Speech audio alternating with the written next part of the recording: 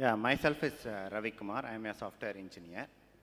And my first request to my fellow Indians is don't always relate September 11 with the terrorism, because so many things have happened in India. More than 20,000 people have been killed in Kashmir. 2,000 Muslim brothers have been killed in Gujarat. So we have so many instances to link with terrorism in India itself. Like we can link December 13th to terrorism, and the day in which Akshardham temple people have entered, that we can link it with the terrorism. I thank Mr. Jagir Nayak for clearing the misconception about the jihad. My question is that you told that just for the sake of one person, you cannot attack the country. Now, I am asking about the imaginary scenario. Suppose I am going to some Arab country, I am causing a great devastation, I am killing lakhs and crores of people there, and I am coming back to the India. And the country is giving a proof to me, proof to Indian government, stating that this person has caused the devastation. And the Indian government is repeatedly telling that proof what is given by you is not valid. And that proof is being shared with the other countries. They all agree. And suppose the country repeatedly is not ready to surrender me, then what is the action that particular country has to take? I have not completed. And another thing is the proof of that country is previously also when that kidnapped plane entered that, they encouraged the kidnappers, they allowed the terrorists who have come in that plane to escape out of the country. If that is the status of the country, then what is the action that particular country has to take it? You are telling, suppose I have come, after causing a devastation, I have come back to India, Indian government is not ready to surrender me, and the proofs have been given, and Indian government is repeatedly telling the proof what you have given is not valid. What is the action that country has to take? The brother has asked a very good question, and a very relevant question, a very good analogy between what's happened 11 September again, though he came back to 11 September.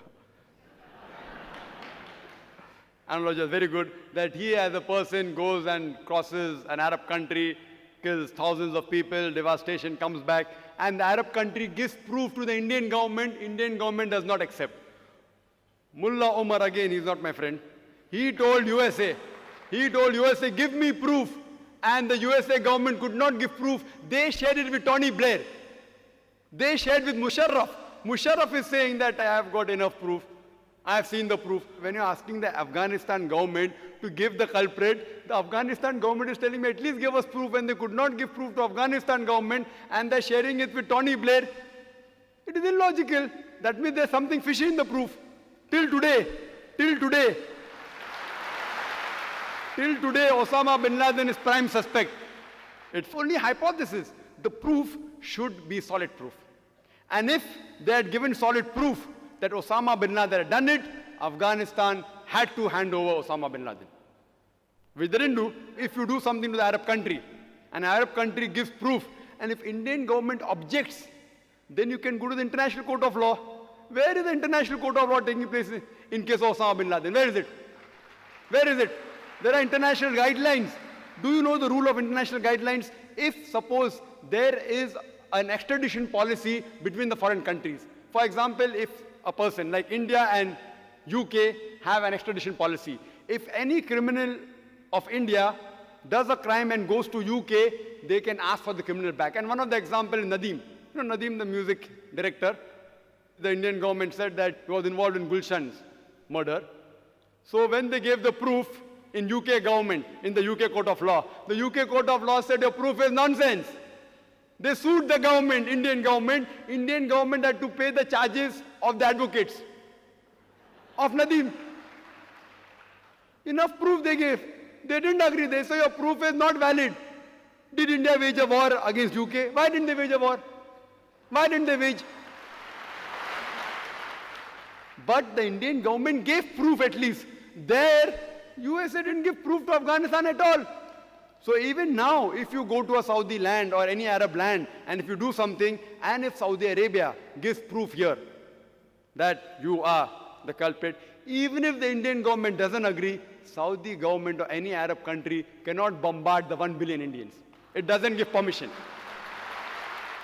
Islam doesn't give permission that even if you're the culprit, even if you have killed 1 million people, they can come and catch you if they have the power. They can't bombard the innocent people. They can't do it. It's not allowed in Islam. Same thing you are saying, let's talk about the present scenario in Kashmir, in Gujarat, in Akshadam. I say that whatever may be the background, why those two terrorists entered, in Islam, you cannot destroy the monasteries. You cannot kill the religious people. When anyone goes in a monastery, in a place of worship, in a temple, and killing innocent people, it is against the Quran. It is against the Quran. We have to condemn it. Just because those two people, whatever the reason was, and they got a letter that they believe they came from Tehreek-e-Qisas. Qisas is an Arabic word, which means you can take revenge. And it said the cause was because maybe their family was killed. Even if their family was killed, they have no right to kill 44 people. The cause was maybe somebody else, but the action was wrong. Just because somebody killed, if they knew who the person had killed their family members, if they have gone and taken revenge with that person, it was separate. How can they kill other 44 people who are innocent? So in Islam also, even if you know who the main culprit is, as I said in my talk in Surah Ma'idah chapter 5 verse 32, if anyone kills any other human being, unless it be for murder or for creating mischief in the land, it is as though he has killed the whole of humanity. Only if you know who the person is, if he has done mischief and done murder, that is the only way that you can kill him. For no other reason can you kill anyone else. Islam condemns that as though you have killed the whole of humanity. Hope that answers the question.